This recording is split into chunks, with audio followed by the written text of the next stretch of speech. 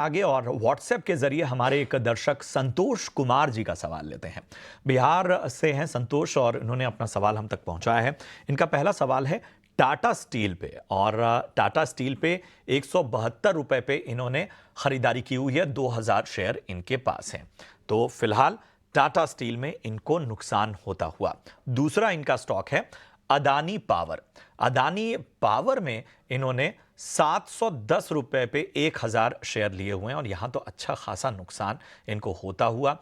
शेयरों की संख्या ज्यादा है तो नुकसान का भार भी ज्यादा बढ़ता हुआ। चलिए इन सब के बीच में इनके सवालों के जवाब देने की कोशिश करते हैं। ध्वनि, बताएं क्या करना चाहिए। सबको मेरी तरफ से वेरी गुड मॉर्निंग और गणेश फेस्टिवल की बहुत सारी शुभकामनाएं।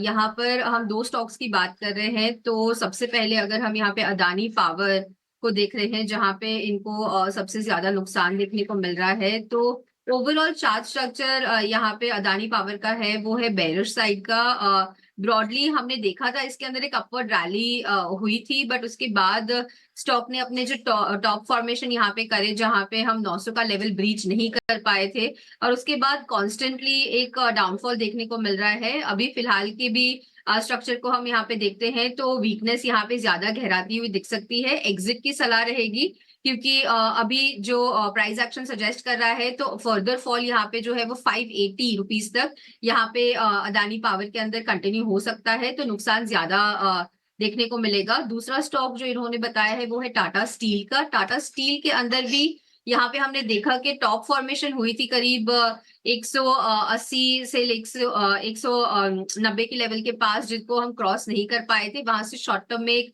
बेरिश ट्रेंड देखने को मिल रहा है। इनफैक्ट हाल ही में स्टॉक ने अपनी जो अहम शॉर्ट टर्म और लॉन्ग टर्म मूविंग एवरेज जो 200 ईएमए की होती है डेली चार्ट्स पे, उसको नीचे की तरफ क्रॉस करा है, तो फर्दर यहाँ पे सेल ऑफ देखने को मिल सकता है, जहां पे वापस से स्टॉक जो है वो अपने 140 के लेवल्स का जो सपोर्ट प्रीवियस बनाया हुआ था वो उसको रीटेस्ट करेगा। तो इसमें भी एग्जिट की सलाह रहेगी, क्योंकि नुकसान और ज्यादा इनको देखने को मिल सकता है। 140 का लेवल अगर स्टॉक यहाँ पे ब्रीच करता है तो फर्दर डाउनफॉल जो है वो यहाँ पे कंटिन्यू होता हुआ दिखेगा। तो दोनों ही स्टॉक से यहाँ पे एग्जिट की सलाह रहेगी।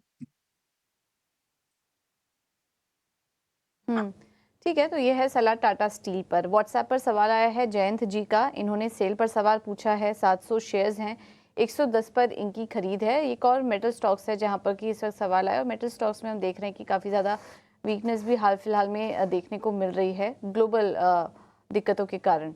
और लेकिन इन्हें मुनाफा हो रहा है। खरीद भाव इनका 110 का है, 128 के पास स्टॉक इस वक्त कारोबार कर रहा है।